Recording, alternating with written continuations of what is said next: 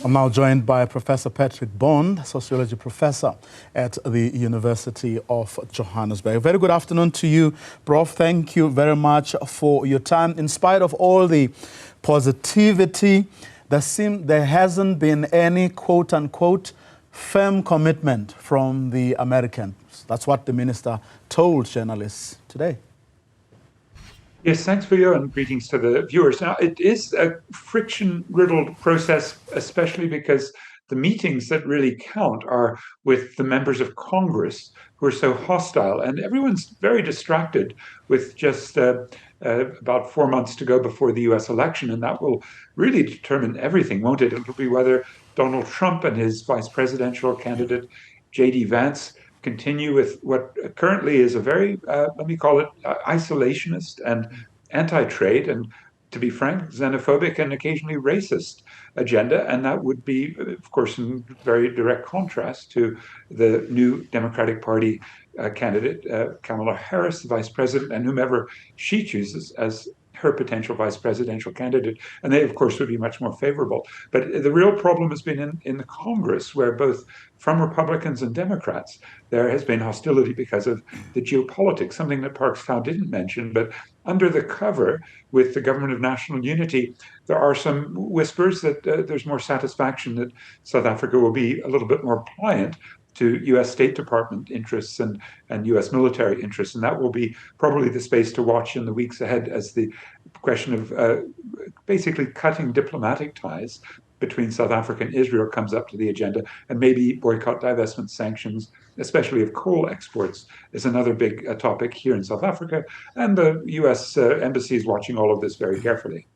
Of course, I mean, there are those who then speculate that, well, this may well be an opportunity. In other words, the fact that the attention of Congress is now on the forthcoming election may well be an opportunity that is presented to South Africa to adopt more moderate positions on trade, but also or on even foreign policy. So here's an opportunity, take it or use it, South Africa. Well, I think Parks Tao has had pretty much in the same tradition that Ibrahim Patel, his predecessor, and Rob Davies, and Alec Irwin and some of the other ministers of trade and industry, which is to promote certain exports. So it's not even really a matter of being moderate. The dilemma, of course, is whether the world's glutting of markets like steel and aluminium and automobiles and petrochemicals, mainly from the east coast of China, which now have attracted dramatic increases even under the Biden administration, not just Trump, in tariffs. Now, that means that there's this gap for South Africa to continue, especially with those traditional AGOA exports. Again, they're the very carbon-intensive and electricity-intensive exports, aren't they? The aluminium, the steel, the petrochemicals, the automobiles, and then there's another quarter or so in horticulture and grapes and wine.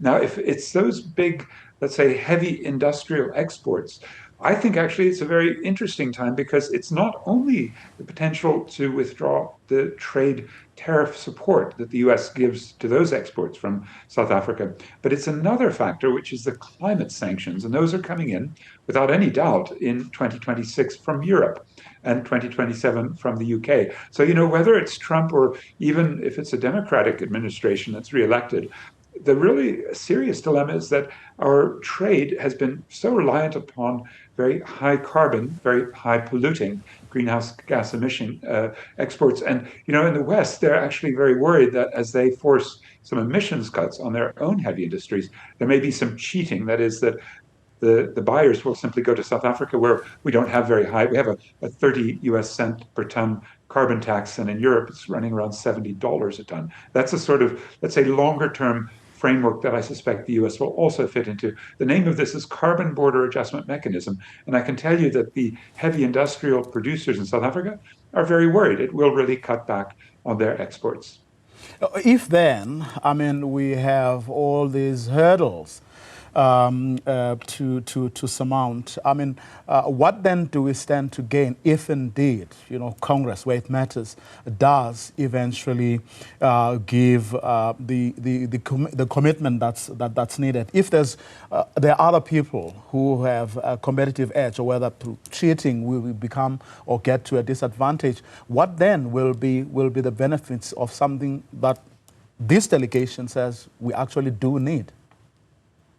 It might be that in the thick of all of the congressional battles, as Joe Biden serves out his last 6 months, that he does say to Congress, I really want to leave a legacy that the Biden administration has renewed AGOA early, as you said, instead of September of next year when it comes up, but to do it before his term ends. I suspect there's a good likelihood of that. But those things can be reversed quickly by executive action, or as Donald Trump already did in 2018, just whimsically, he cut the South African exports of aluminium and steel to the US because he was under pressure from those industries and the workers in those industries. And these are the states, by the way, in Pennsylvania, Ohio, the so-called Rust Belt, where some of these manufacturing plants are, Michigan, especially for automobiles. Those are the states where the swing voters reside, and they may well say, well, actually, our jobs are going to be safer if we can cut the imports from places like South Africa and especially China.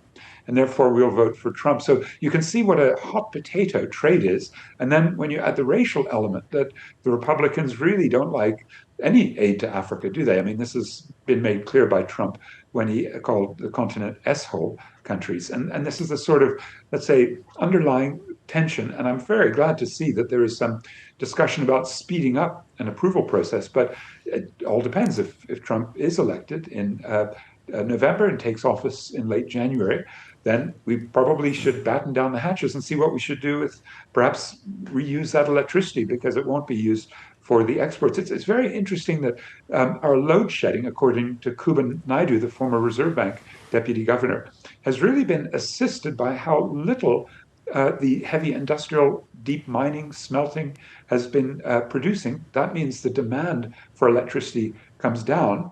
And in addition to the supply from the Kusile plant bring back online, I think that basically explains pretty much all of our load shedding relief. But what if the prices of these minerals and smelted metals go up again, and there's more demand and there's more electricity use? We might be back in the same boat of asking, should we continue to export our embedded electricity to the US under AGOA, or maybe cutting off AGOA to South Africa will actually benefit labor-intensive industry, small businesses, women in the households who need the electricity, who are otherwise perhaps going to be load shed later on in this year. Back where we started, Prof, I mean, Congress are the people who matter, as you pointed out. But we are told that the message, Pakstow and his team's message, went down extraordinarily well with those that they have met. And we are told that it's players from both sides of the American political spectrum. Is there no role at all that they are going to play? Does it depend solely on whoever becomes American president, whether it's Kamala Harris or Donald Trump? I think you're right. One of the crucial points that Parks Tau could make is that this isn't the same Ibrahim Patel and Rob Davies and Naledi Pandor, foreign minister. We now have a government of national unity. And because there are many in that Congress who favor the Democratic Alliance, one of the major, let's call it, vulnerabilities of staying in AGOA is that the government of national unity has to stay together.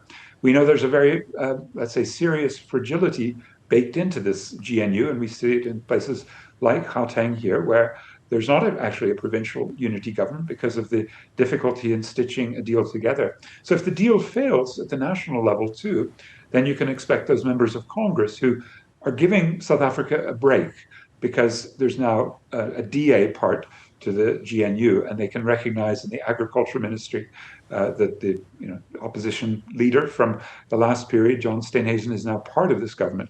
But what if that falls apart? And I think in all these ways, especially with whimsical presidential powers that we experienced under Trump, 2017 to 21, it is perhaps a risky bet to continue to hope that exports of these very high capital-intensive, energy-intensive products from South Africa to the US actually will be good. I mean, will be sustainable, whether economically or environmentally. Professor Bond, thank you very much for your time. Really appreciate it.